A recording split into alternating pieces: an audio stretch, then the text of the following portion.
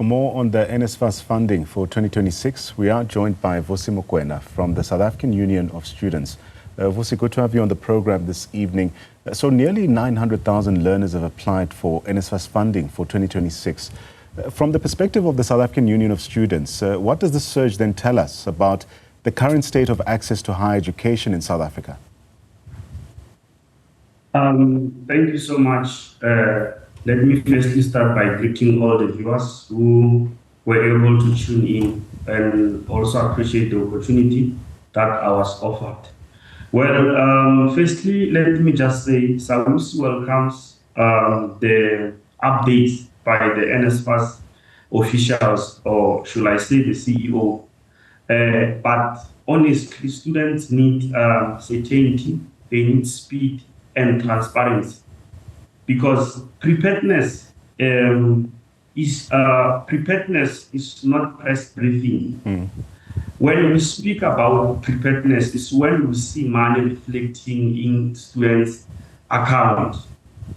And by so saying that, we can then talk about the issue of saying that now the accountability must be introduced within the system.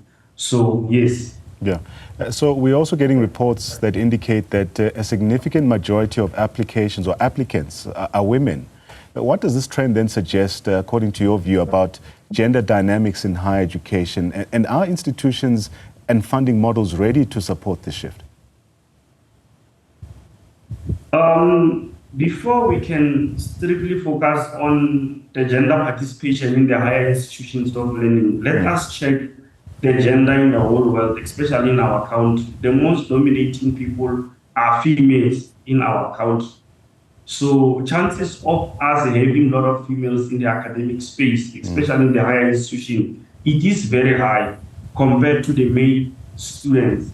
So what we need to do, we just need to put more efforts and educate male, especially in secondary levels, to take education serious.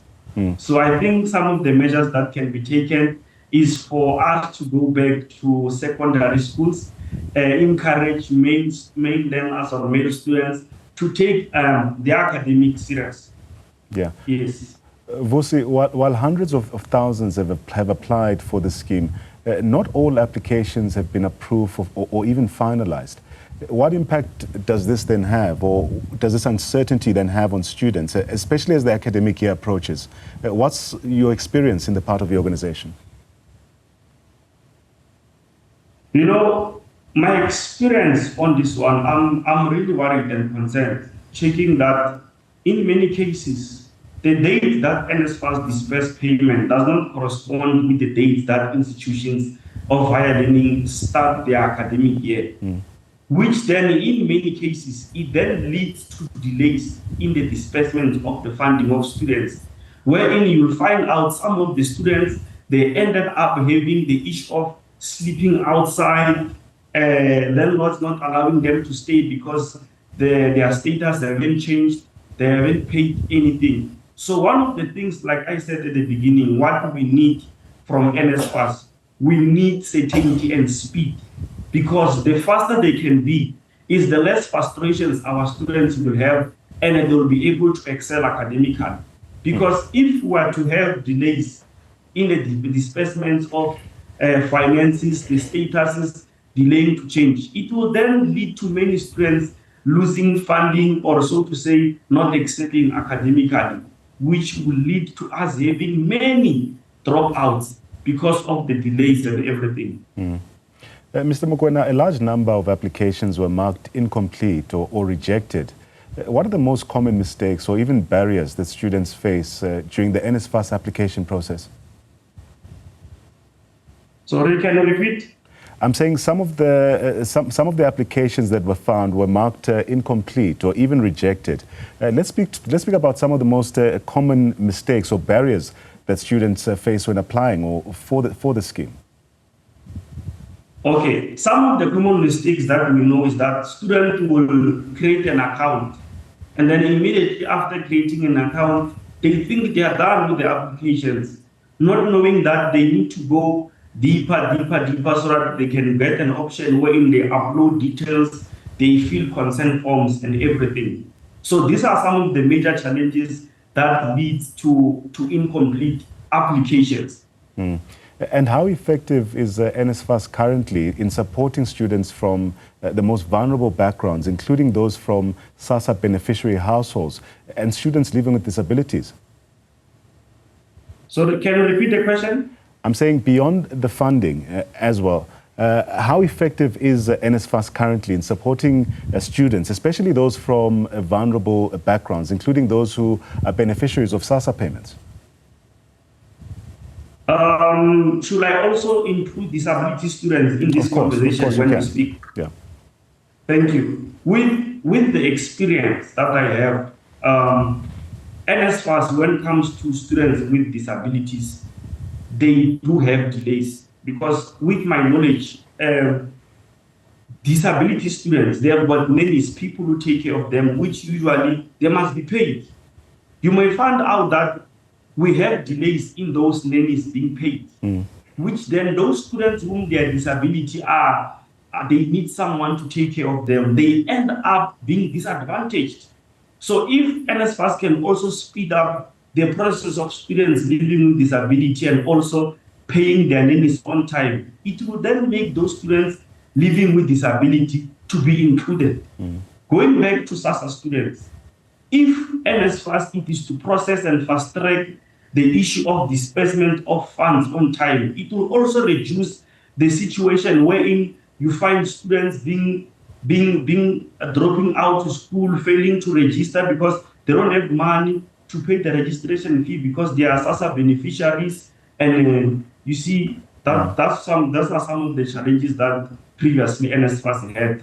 So hopefully when the CEO said that they are ready with the disbursements of this 2026, let's hope some of the issues that I spoke about, they will address them so that we don't face what we faced previously. Yeah. As we start summing up our conversation, beyond funding as well, many students then struggle with academic preparedness, mental health issues, but also an adjustment to university life. Let's speak to this. What more should be done in institutions especially to support funded students holistically? Repeat the question. I'm saying that beyond funding, many students are still struggling with academic preparedness. They also struggle with mental health issues and adjustment to university life as they begin. What more should be done at institutions to support funded students? Thank you so much.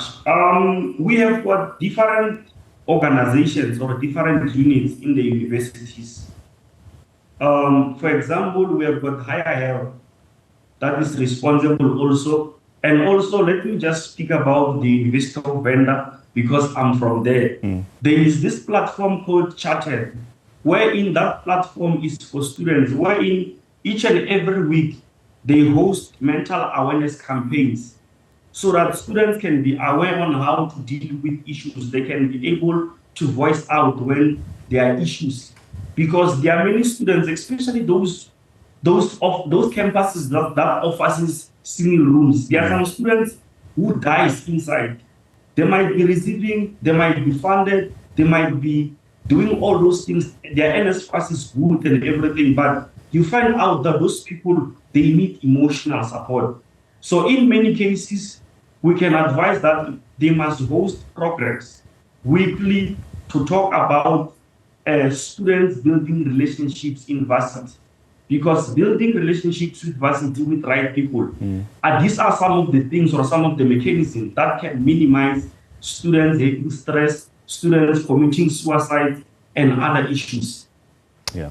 As we wrap up this conversation, it's quite clear that nearly 900,000 NSFAS applications reflect both the determination of South Africa's youth, but also the deep challenges around access to higher education.